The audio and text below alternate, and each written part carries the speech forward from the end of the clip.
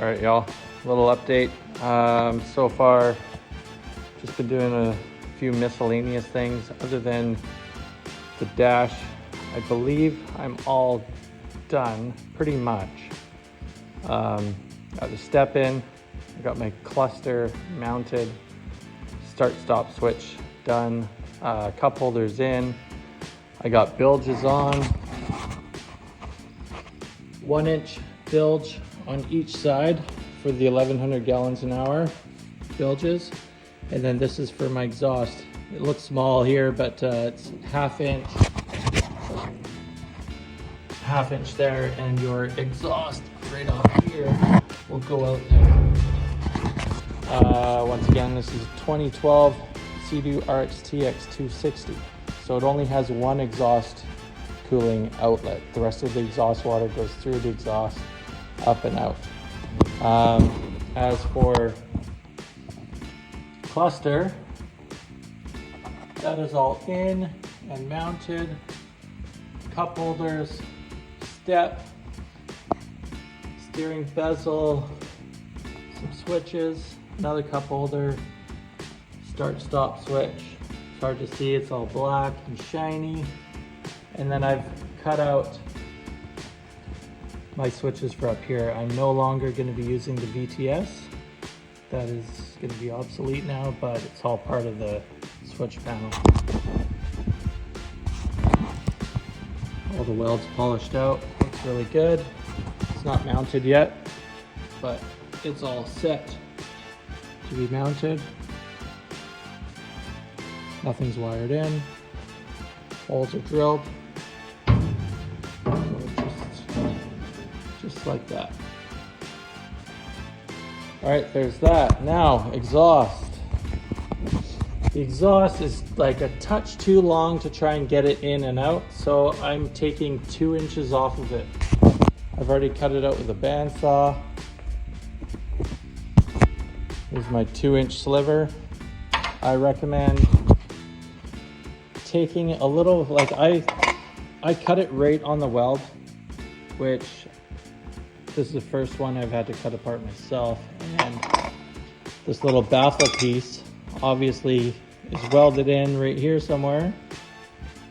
So, note to self, or if you're doing this, take like an extra ½ inch off, not right on the weld. I just wanted mine to look like I didn't actually shorten it. I wanted to re-weld on that welded seam, but now I've got to just clean this up a little bit and just tack this back on. Not a big deal, but yeah.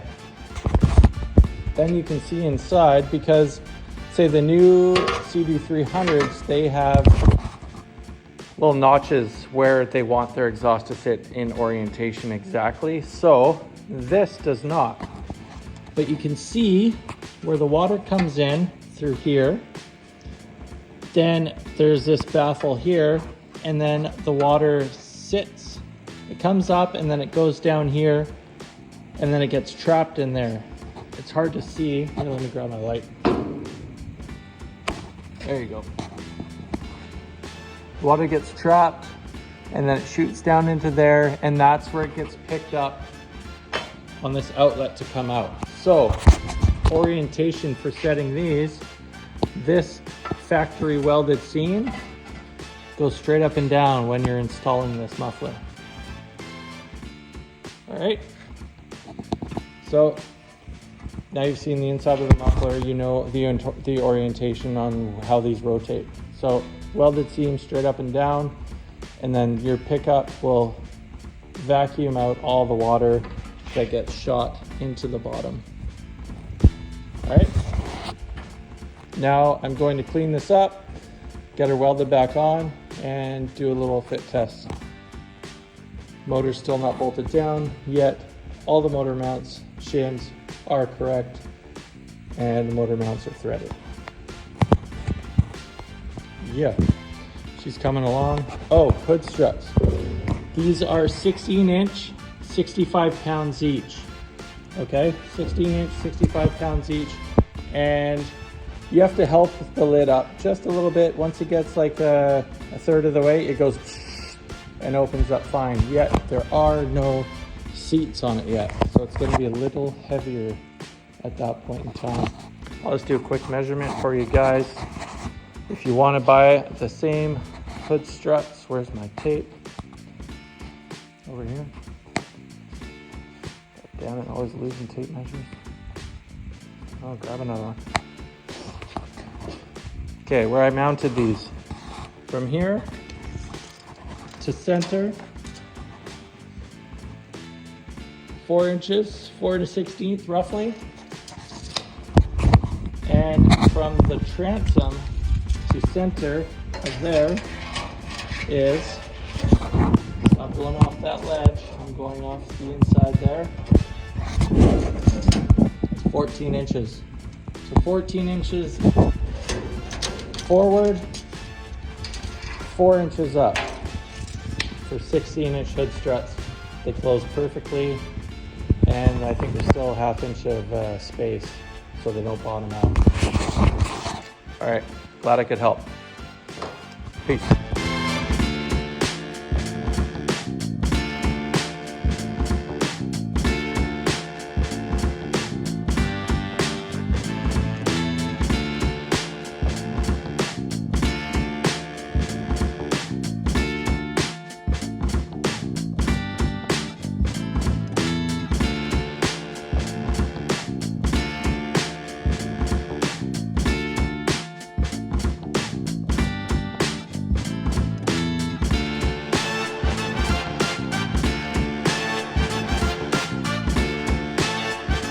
Right, so I just got it held in here. 2 inches off, give me a bit of clearance off the back. This is sliding in and out. It's not too tight.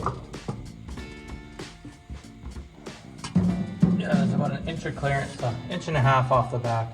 So I'm also going to build a saddle for this to sit on so it's not weighing down on the exhaust. So yeah, I'm gonna weld that cap back on. Whoa, tripping hazards everywhere. Yeah, nice tight fit, bandsaw cut. Perfect.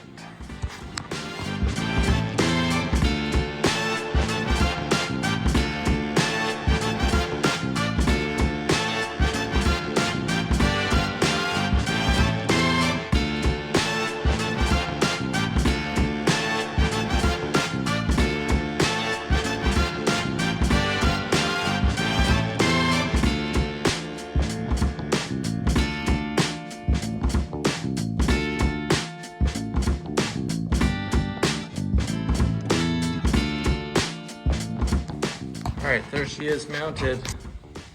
No saddle yet, just mocked up with the V-band. Now, I have to work out my exhaust. It's always best to come well above the water line. So these boats sit with the swim grid, which is right about here, right at water level or just above. So I want the bottom of my tube to come up to about here, like 3 inches above that water line, at least. Higher the better. There is a right and wrong, but it's all good, whatever you work out. So I think I'm gonna buy, all right, I'm waiting on parts for my exhaust, all the tubing and stuff. I think it was like $70. I got a full 180 bend and a J bend coming, and yeah, good for that. Today is handrail day.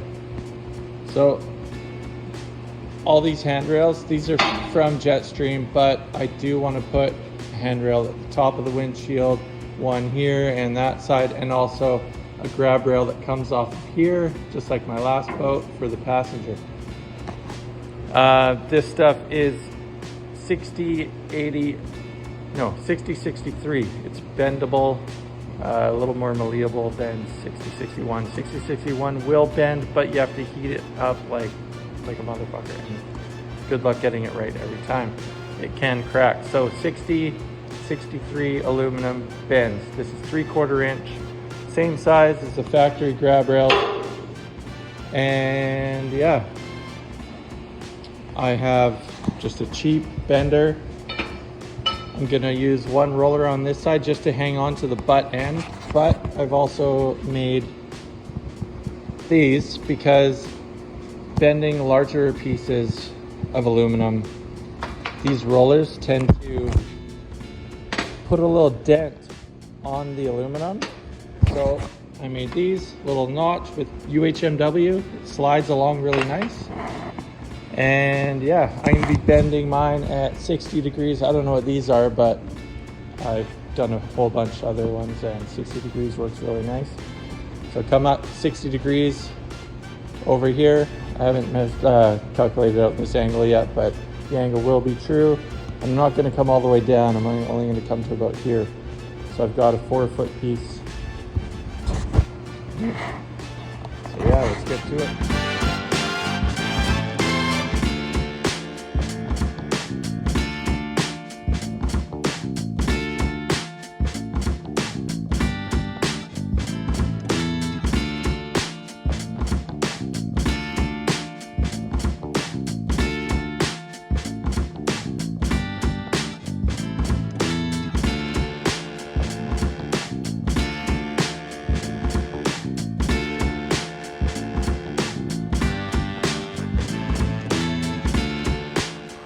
All right, one railing done for the driver's side.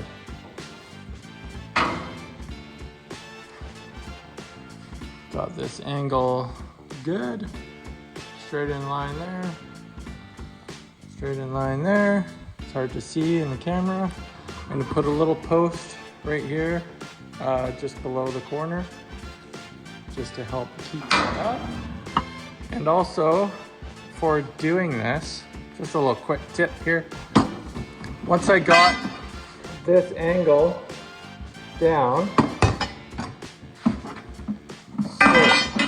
stay. Once I got that angle down and it's still in the bender, so that I don't have to measure and keep pulling it in and out and in and out for getting my next one dialed in. Well, it's in. You can take a square, go off here, just go up to the bottom of where that one is sitting and just make a little mark. A little pen mark there, a little pen mark there on both sides. Then for the next rail, I can just jack all the way up until it reaches that pen mark. And then I know that that one's good. I don't have to take it out. I don't have to test fit. I don't have to just screw around. So yeah, little helpful tips here and there. So I'm gonna bend up the other one pretty quick here and then do one for here. And then that's it. Oh, and then the one for my passenger handrail there. Yeah.